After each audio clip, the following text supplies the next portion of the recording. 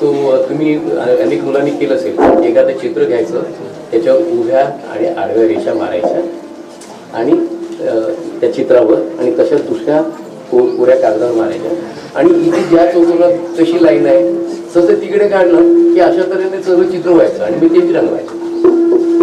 असं ते मला वाटलं वा असंच असतं. परंतु नंतर कळायला लागलं की हे काही चित्र नाही, ही कॉपी झाली. एका चित्राची मी कॉपी करतो, हे काय माझं चित्र नाही, एवढं भान मला आलं.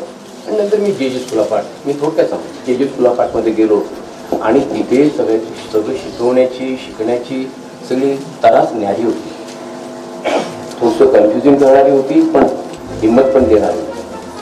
आणि जे स्कूल ऑफ आर्टमध्ये मला जे शिक्षण मिळाले ते सगळे अत्यंत ग्रेट पेंटर्स होते. आणि त्यात पळशीकर, शंकर पळशीकर हे म्हणजे ह्यांचे सगळे जे मोठे मोठे चित्रकार होते ते त्यांचे शिक्षक होते. मी तर सगळ्यात लहान चित्रकार त्या सगळ्यांच्या गायतोंडे, अंबादास, अय्यप मेहता, राजा पदमसी, हे सगळे मोठे मोठे चित्रकार त्यांच्या हातून गेले आणि ते मला शिक्षक म्हणून मिळाले. हे माझं भाग घेतलं.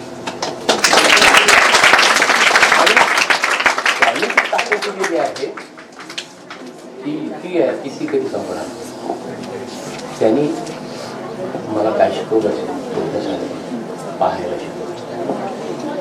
पाहणे, मी आज तो लेख आणण्याला विसरलो, तर या पाहणीवर मी मी तुम्हाला पाठवतो. तर पाहायचं म्हणजे काय हे त्यांनी आवडलं.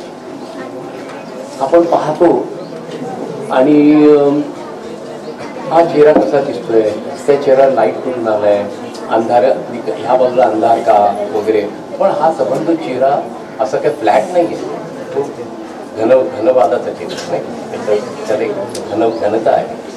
आणि त्या घनतेमुळे काही ठिकाणी लाईट पॉवरफुल आहे, काही ठिकाणी नॉर्मल आहे आणि काही ठिकाणी अंधार आहे. जरी त्या काळ्या मिशा असल्या तरी ते त्यांच्या उद्या बाजूला जास्त काळ्या आहेत. लक्षात हे सगळं माझ्या सरांनी आम्हाला. तेव्हा एखादं जर पोर्ट्रेट करायचं, कुठली वस्तू रंगवायची असेल आणि त्याच्यावर तो प्रकाश पडलेला आहे, त्या प्रकाशाची इंटेन्सिटी काय आहे, कुठल्या बाजूला किती आहे, हे रंगवणं म्हणजे ती वस्तू काय. आधी ही वस्तू काढणं म्हणजे आधी ती वस्तू काढली आणि मग असं नाही. तुम्हाला ते कळलं पाहिजे का किती प्रकाश आहे, किती लावता का तेवढा प्रकाश, अजून कुठे कुठे आहे लावा तेवढे, आणि नंतर मध्यम प्रकाश कुठे आहे तिथे तो लावा, आणि नंतर डार्क कुठे ते लावा झालं. परंतु इतर शिक्षक असं शिकवायचे की आधी तू ड्रॉइंग कर, सगळं ड्रॉइंग आवश्यक आहे, पण ते तेव्हा ड्रॉइंगच फक्त करायचं, त्याचं चित्र नाही करायचं. असं मी म्हटलं त्याचं ह्याचं चित्र नाही करायचं, हे सरांनी सांगितलेलं. म्हणजे एकदा मी माझे मित्र आता जे देत होते फाटे, त्यांचं एक चित्र सरांनी केलं आणि कुठेतरी थोडंसं काही कमी पडत होतं. मी केलेलं चित्र आणि ते सरांनी पण केलं, पण मी केलेलं तर तिथे सर आले आणि त्यांनी एकच पॅच मारला आणि ते नाक पुढे जादू. पळशीकरांनी मला खूप मोठी ताकद दिली, त्यांनी खूप काही शिकवलं आणि मी ते विद्यार्थ्यांना शिकवलं. म्हणजे त्याच्यात भर घातली. त्यांनी 25 विद्यार्थ्यांना शिकवलं. आज मंत्र आहे आणि तुमच्यामध्ये जे विद्यार्थी शिक्षक आर्टिस्ट बनवू इच्छितात त्यांना मी नेहमीच मदत करायला आहे. तुम्हाला म्हणून सांगतो का मी ही नुकतीच घडलेली गोष्ट आहे की मला नेहमी असं वाटायचं, हे जरा स्पष्ट बोलतो तुमच्याशी, सगळ्या मास्तरांची क्षमा मागून. मी पण शिक्षक होतो, पण मला कुठेतरी असं जाणवलं की चित्रकला काय, कुठलाही विषय ही शिकण्याची गोष्ट नाही, शिकवण्याची गोष्ट नाही, शिकण्याची गोष्ट. तुम्हाला किती आत्मीयता आहे त्या वस्तूबद्दल किंवा त्या विषयाबद्दल, तेवढं तुम्ही चांगलं सांगा. तर तुम्ही त्यात जडून गेलं पाहिजे. केवळ दिसतं तसं काढणं हे चित्र नव्हे, हे इमिटेशन. पण तो ज्याचं चित्र काढता त्याचा स्वभाव त्याच्यातून व्यक्त करणं हे इंटरप्रिटेशन. आणि एखादा चित्रकार तुम्ही बघितलंय का रंग काढताना आणि रंग लावताना, तो नुसतं ते चित्र थोडा वेळ बघतो, पण इतर वेळी तो असं काम करतो. You are all welcome to my studio, you can see how I think. तो असं जे काम करतो ना, दॅट इज एक्सप्रेशन. तुम्ही लहानच तरी आहे समजायला, पण तुम्ही एवढं लक्षात जरी ठेवलं तर जेव्हा कधी तुम्ही चित्रकलेकडे जाल तर तुम्ही माझ्या सो हे आपलं जे एक्सप्रेशन आहे, कुठले आता मी एक्सप्रेशन करताना मी असा हात वापरतो नाही का, म्हणजे डोळे मोठे होतात वगैरे, हे एक्सप्रेशन त्याच्याशी जोडलेलं आहे. आता जोडलेलं आहे म्हणताना मी असं करतो, म्हणजे मी I am using my whole body. माझे डोळे, नाक, कान, शरीर वापरतो याच्यासाठी, नुसतं हात नाही. Because I want to express. मी ऑलवेज म्हणत असतो, नेहमीच म्हणत असतो की I don't see a thing, I feel it. मी पाहून रंगत नाही, मी रंगून पाहतो.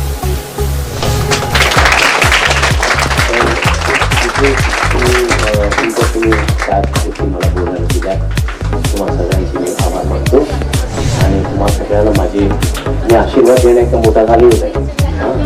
तुम्हाला सगळ्यांना माझे आशीर्वाद आहे. तुम्ही ह्याच तुम्हाला जर का चित्रकलेमध्ये मी एक नवीन शाळा सुरू करतोय. माझे मित्र परेश पप्पाना म्हणून आहे, हे एक मला शाळा उभी करून देत आहेत.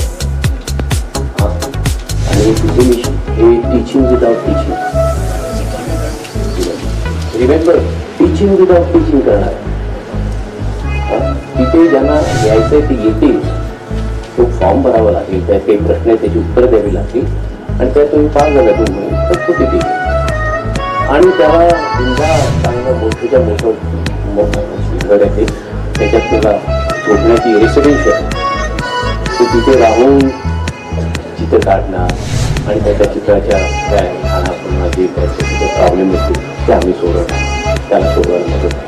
अशा तऱ्हेचे स्कूल असेल आणि सगळ्यांना उघड आहे. ज्याला कोणाला इच्छा असेल त्यांनी तो फॉर्म भरावा आणि त्याचे काही प्रश्न विचारले, त्याच्यात तुम्ही पास झालात.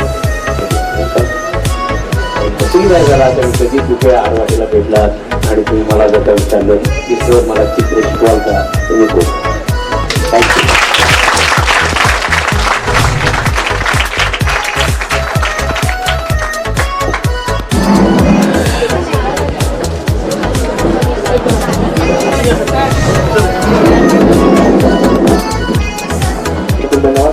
सरांनी चित्र दिलेलं आपल्याला पाहायचं सुंदर शांत होतं आणि हे चित्र मी करून करून आणलेलं आहे आणि सरांच्याच हस्ते आपल्या प्रशासकीय मुख्यालयात गुमास्ती व्यवस्थित अवसर मांडले.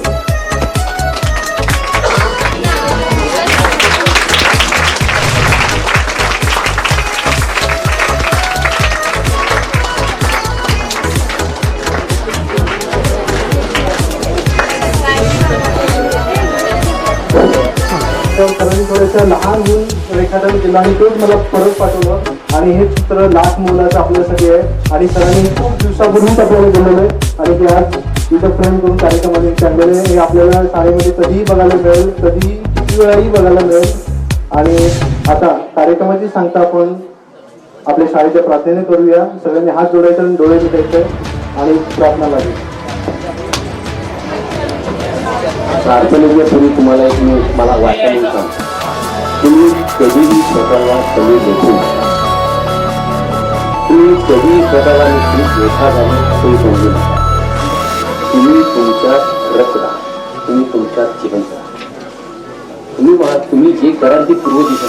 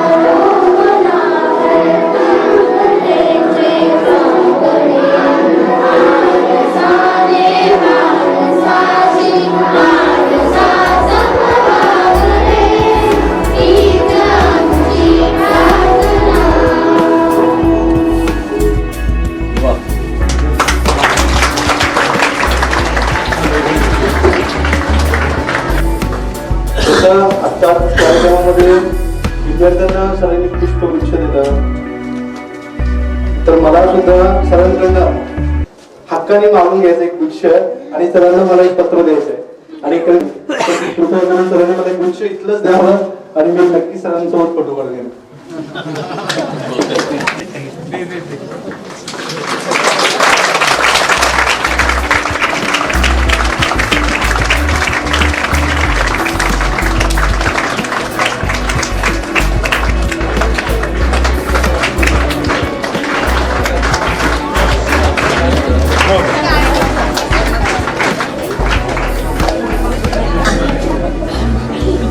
आज खरंच आनंद इतका झालाय ते आपण शब्दात मी तर सांगू शकत नाही आणि आजचा दिवस तर मी विसरणारच नाही.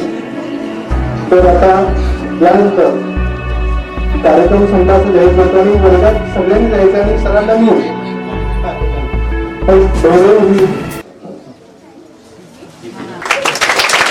आपलं सगळं चालू होतं ते स्वदेशचं बॅकग्राऊंड म्युझिक मागे छान चालू होतं.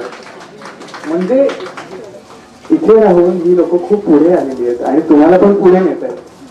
मी याच प्रार्थनेच्या 2 वेळी पहिले आम्हाला तेवढ्याच येतात, मी त्याच पुन्हा म्हणतो.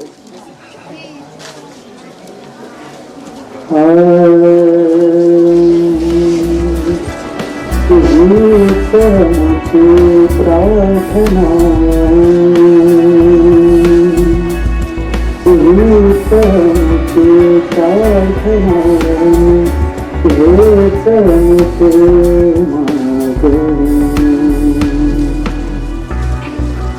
मानसानी मानसाशी मानसानी मानसाशी मानसा समवागणी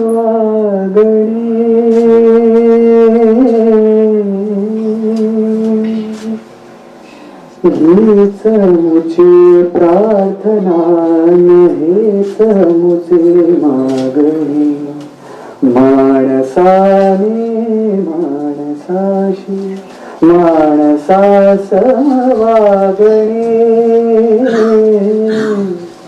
हीच मुझे प्रार्थना.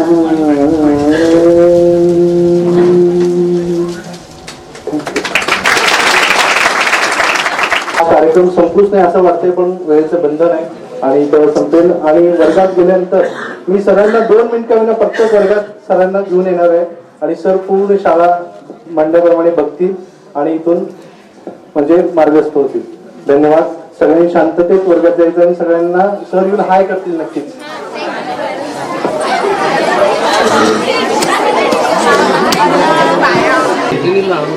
चित्र जिथे जिथे होती तिथून ती आम्ही आणली. त्या पुण्याच्या कॉलेजमध्ये पुण्याचं जे कॉलेज आहे ना त्यांच्याकडे एक चित्र होतं. तर ते त्यांची लायब्ररी आहे ना त्या लायब्ररीच्या वरती हा फ्रंट आहे तर ते असं ठेवलं होतं आणि धुवून पडून ते काढलं झालं आणि हे चित्र सरांनी त्या कॉलेजला प्रेझेंट दिलं होतं. विकायचं असतं त्यांना 10 करोड रुपये मिळाले असते त्या चित्रात. त्यांनी त्या कॉलेजला तेव्हा ते कोण जुनी मला आता त्यांचं नाव नाही पहिले जे प्रिन्सिपाल होते डिंगरे त्यांना ते मित्र होते म्हणजे हे तुझ्या विद्यार्थ्यांना शिकले असेल बरं. त्यांनी दुसऱ्या म्हणजे गव्हर्नमेंट कॉलेजला औरंगाबादमध्ये तिथे एक चित्र दिलं. त्यांची जो सेंचुरी आम्ही साजरी करायची ठरवली ती आम्ही त्यांच्याकडे गेलो आणि तिथे द्यायलाच नाही आम्हाला भांडायला लागलं. हो म्हटले हे तुम्हाला फुकट मिळालेलं आहे तर ते तुम्ही देत का नाही आणि आम्ही तुम्हाला लिहून देतो की ते झालं की आम्ही तुम्हाला आणून नाही ते बघायला लागेल म्हणजे बघा आम्ही बघतोय. मग ते गेले तर मी गेलो त्यांच्या बाजूने चित्र कसं ठेवलं होतं त्या पिनकडून काढून घेतलं. अरे चित्र गेलं कुठे तर ते त्या धुळीखाली मिटलेलं आहे. तरी सुद्धा ते आम्ही घेऊन आलो. ही गोष्ट औरंगाबाद आहे तिथे सुद्धा ते सापडतच नव्हतं कुठे गोडाऊनमध्ये टाकून दिलं होतं ते फाटलेलं गेलं होतं. तर ते आम्ही आणलं की दोन्ही चित्र रिपेअर करायला आणि क्लीन करायला आम्हाला 5 लाख रुपये होतात. आम्ही केलं आमचे सर आहे यांना याची किंमत कळत नाही. ते तिथे डीन आणि प्रोफेसर होऊन बसले. लाथा मारायला पाहिजे त्यांना. मी मारेन, त्या तुम्ही अधिकार. मला वाईट वाटतं असं बोलतानाही मला वाईट वाटतं. जर म्हणायला येतात ते अरे नाही आम्ही असं ते आधीच्याच मास्तरांनी अरे पण तुम्ही आता आलं तर तुम्ही का नाही केलं. आणि नंतर झाल्यानंतर एक्झिबिशन त्यांचे फोटो अरे आमचं चित्र कधी आणून द्या, आमचं चित्र कधी आणून द्या. कोर्टाची धमकी दिली. आम्ही ते रिस्टोर करत होतो, अर्धवट राहिलं होतं कारण आम्हाला डिस्प्ले करायचं होतं. नंतर डिले झालं. तुमचं नाव काय? अमोल फुलारी. तुम्ही या मेजी. नमस्ते. हे माझ्याकडनं तुम्हाला सलाम. अरे वा.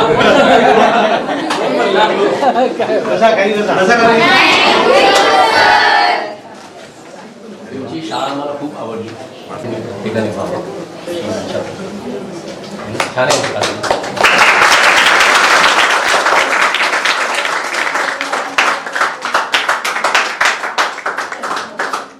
ज्या शाळेमध्ये सुरक्षित जाते ती शाळा खरोखरच खूप मोठी मनानी पण आहे, वास्तूनी आहे. आणि तुम्ही विद्यार्थी मोठी पण बरोबर. मी आता बघितलं आवडते कवी सरांचे पण आवडते कवी आणि त्यांनीच आम्हाला दाखवली दिशा. सुरेश भटांची कविता कशी वाचायची बघितल्यानंतर मी भारावतो खरोखर. आय एम मूव्ड आणि गॉड ब्लेस यू खरोखर.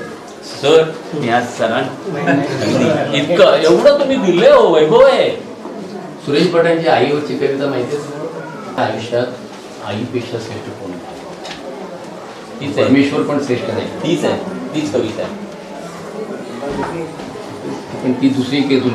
अच्छा ओके थँक्यू.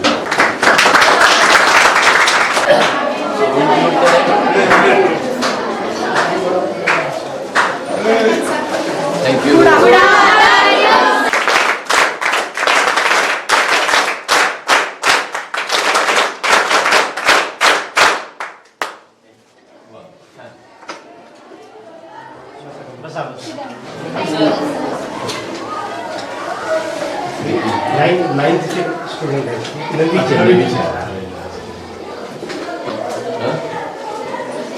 माझी पण शाळा सुरू झाली की या. नक्की सर, कारण कार्यक्रम झाल्यानंतर मुलांच्या प्रतिक्रिया त्याच होत्या की सर खूप सुंदर बोलले. आणि स्पेशली सरांची जी बाहेरगावी पण होती आणि मनमंदिर म्हणजे जे सुरुवातीचे खूप सुंदर आणि खूप आवडले.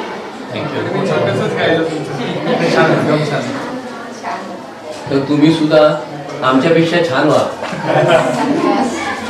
आणि आम्हाला आवडेल की मोठे झालेले आणि असं कुठेतरी लेक्चर देत आहे आम्ही ते ऐकतोय. नक्कीच करा. आणि तुम्हाला इतक्या चांगल्या शिक्षिका मिळाल्या, पाठिंबा देणाऱ्या. तर wish you all the best. Good luck to you.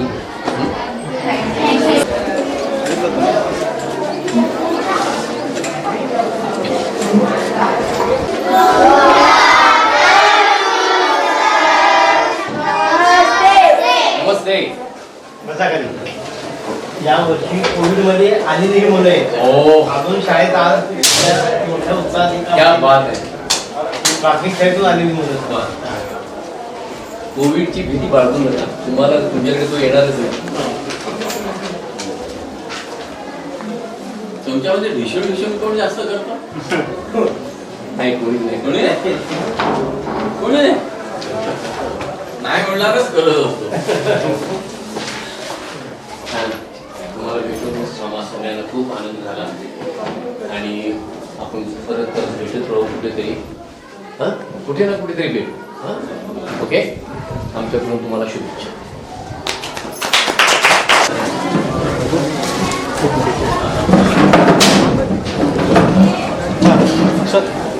हा पत्र लिहिलेलं बघ. हो. Good afternoon.